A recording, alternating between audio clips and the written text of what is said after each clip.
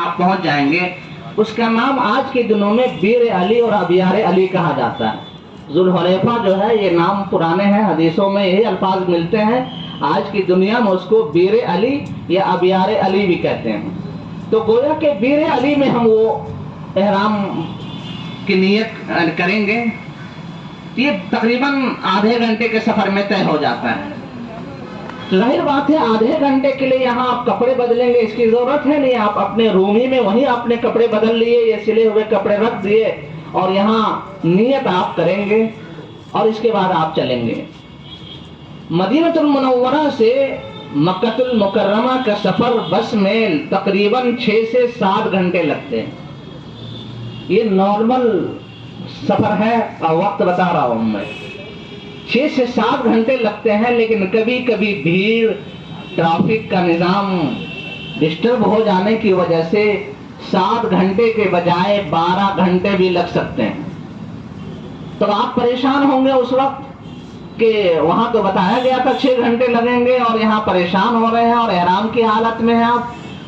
تو آپ اپنے آپ کو مائنڈ سیٹ اپ کر کے رہیے گا کہ ایسے حالات بھی بنیں گے. یہ ضرور ہے کہ بسیں آرام دہ، ایئر کنڈیشن یہ سب ہوتے ہیں، لیکن ٹیکنیکل چیزیں ہوتی ہیں. تندہی کے ساتھ، پوری توجہ کے ساتھ حاجیوں کی خدمت کے لیے وہ پورا یعنی عرب تیار ہے. اس کے باوجود ایسے حالات آ سکتے ہیں، آپ اپنے آپ کو سیٹ کریے رہیے گا. خیر، ایک صاحب نے پوچھا تھا کہ سامان کہاں رکھیں گے. ظاہر بات ہے اس کی فکر کچھ نہ کچھ تو ہوتی ہی ہے، انسان ہے. آپ مدینہ المنورہ سے جب چلیں گے تو آپ کا سامان آپ کے بس میں لوڈ کر دیا جائے گا. اور لوڈ کر دیا جائے گا، ممکن ہے کہ آپ 30 آدمی اگر اس بس میں بیٹھے ہوں تو یہ سب سامان اس میں نہ آ پائے. تو کچھ آدمی کا سامان الگ سے وہ 407 ٹائپ کی جو گاڑی ہوتی ہے اس میں لوڈ کر دیا جاتا ہے. تو جن کا سامان نہیں ہے وہ اتنے فکر مند ہوتے ہیں کہ اب کیا ہوگا، میرا سامان وہاں ہے، ہم کیسے پہنچیں گے، کیا ہوگا. کچھ نہیں ہوگا، آپ کا سامان ہر حال میں پہنچے گا. آپ کا پتہ اور نام لکھا ہوا ہے، سارا کچھ لکھا ہوا ہے. تھوڑی دیر سویر ہو سکتی ہے لیکن ایسا کچھ نہیں ہوگا. کلی اور ملازم کا کام ہے آپ کے سامان کو بسوں میں چڑھانا اور وہاں اتارنا بھی. وہاں بس سے اوپر سے سامان کو اس طرح پھینک نہیں دیا جاتا ہے، بلکہ آج تو ہائیڈروسس سسٹم ہے، وہ اوپر سے سارا سامان محبت کے ساتھ اتار دیا جاتا ہے. اور یہ جیسے یہ کسی سی بلڈنگ میں رہنا ہے تو یہ برآمدے میں ڈال دیتا ہے بندہ. اب برآمدے سے آپ کو لے کر کے اپنے روم پر آپ کو جانا ہے، بس اتنا کام آپ کا رہے گا. اس میں کوئی بہت ہڑبڑانے کی ضرورت نہیں ہے اور اس کے لیے بہت زیادہ ٹینشن میں مبتلا رہنے کی ضرورت نہیں ہے. لیکن اس بات کی ضرور تلقین کی جاتی ہے کہ آپ ہینڈ بیگ میں ایک ایکسٹرا کپڑا ضرور رکھے رہیں. ایکسٹرا کپڑے آپ ضرور رکھے رہیں. ہو سکتا ہے آپ کا سامان آپ کے روم تک پہنچنے میں اگر 1 دن تاخیر بھی ہو جائے تو 1 دن میں آپ کو غسل کی ضرورت پڑ جائے، کچھ بھی ضرورت پڑ جائے تو آپ کسی کا محتاج نہ بننا پڑے. یہ ضرور ہے کہ احرام کی بھی مزید ضرورت ہے تو ہر جگہ اسٹال میں مل جاتے ہیں. اس سفر کی ایک بنیادی بات یہ ہے کہ حاجی کو بخیل نہیں ہونا چاہیے.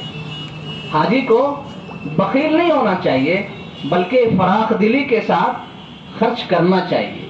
اسی کے ساتھ یہ سوال بھی آپ کے ذہن میں نہیں آنے چاہیے. بعض لوگ یہ کہتے ہیں کہ وہاں حرم شریف میں، مکہ المکرمہ میں، مدینہ منورہ میں جو لوگ بانٹتے ہیں نا وہ سب صدقہ زکوٰۃ وغیرہ بانٹتے ہیں، اس لیے نہیں لینا چاہیے. یہ بات غلط ہے.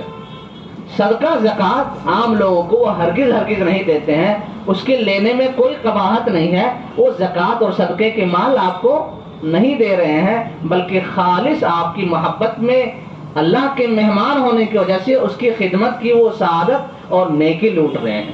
اس لیے یہ سوال بھی ذہن میں، بعض لوگ کہیں گے کہ صدقہ زکوٰۃ ہے، یہ سب ہرگز نہ لیجیے گا، آپ دیکھیں گے اس کو. بہرحال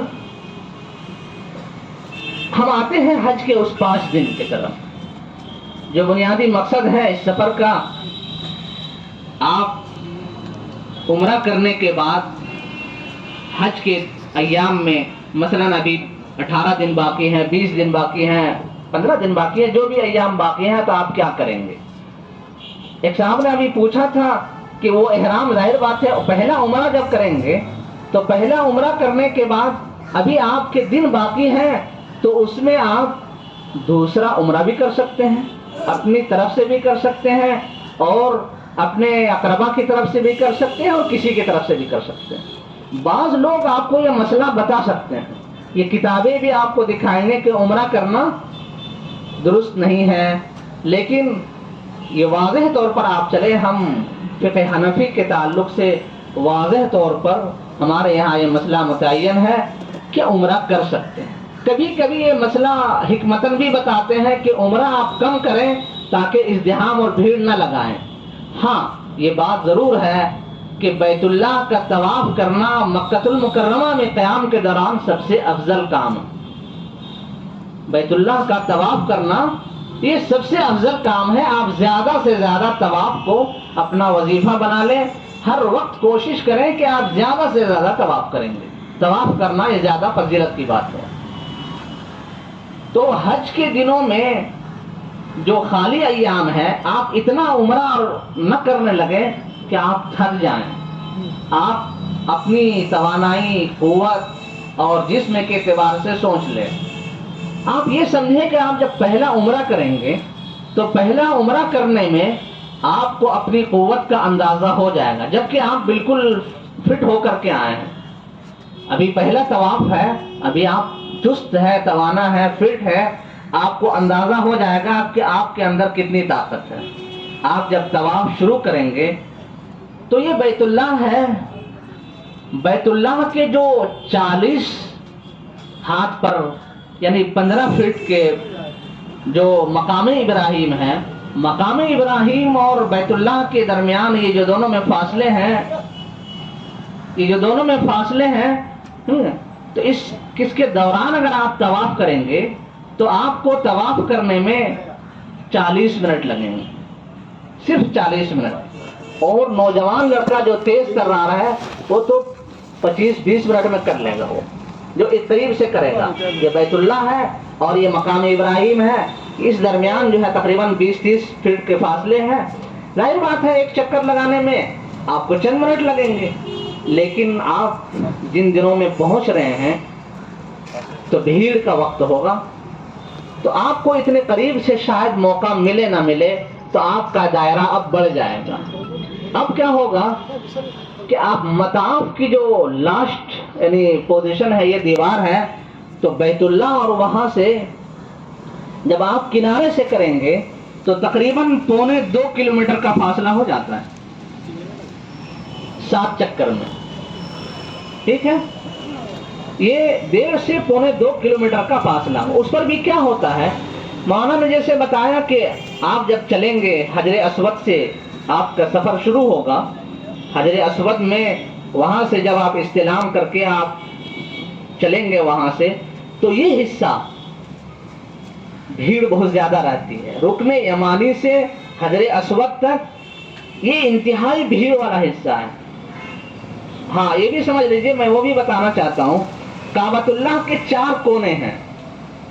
کعبۃ اللہ کے ظاہر بات ہے کسی مقام کا 4 حصہ ہوگا، تو حجر اسود جس سائڈ میں ہے وہ تو حجر اسود ہے، اور حجر اسود سے جو پہلا کونا ہے اسے رکن یمانی کہتے ہیں، ٹھیک ہے؟ تو یہ رکن یمانی ہے، یہ حجر اسود ہے، اور پھر رکن عراقی ہے، رکن شامی ہے، یہ 4 کونے ہیں۔ تو ان 4 کونوں کو جو بھیڑ ہوتی ہے اس 2 کونے میں یعنی 2 سائڈ میں، یعنی حجر اسود سے پہلے والا اور حجر اسود کے بعد والا جہاں حتیم جس پر آ جاتا ہے، حتیم کہتے ہیں۔ یہ کعبۃ اللہ کا آپ نے نقشہ ہوگا دیکھا ہوگا آپ نے، تو اس نقشے کے بعد اس بلڈنگ کے بعد ایک حصہ دیکھے ہوں گے، ایک دائرہ ایسا بنا ہوگا گول سا، ایک دیوار کھڑی ہے، اس دیوار گویا کہ کعبۃ اللہ وہ پورے حصے کو کہا جاتا ہے۔ رسول اکرم صلی اللہ علیہ وسلم نے چاہا کہ ہم اس کو پورے طور پر بنا ابراہیم، حضرت ابراہیم نے جس طرح بنایا تھا ویسا بنا دیں، لیکن اللہ کے رسول صلی اللہ علیہ وسلم نے منع فرما دیا اور کہا کہ ایسے ہی رہنے دیا جائے۔ تو گویا کہ وہ مقام حتیم جو ہے وہ کعبۃ اللہ کا حصہ ہے۔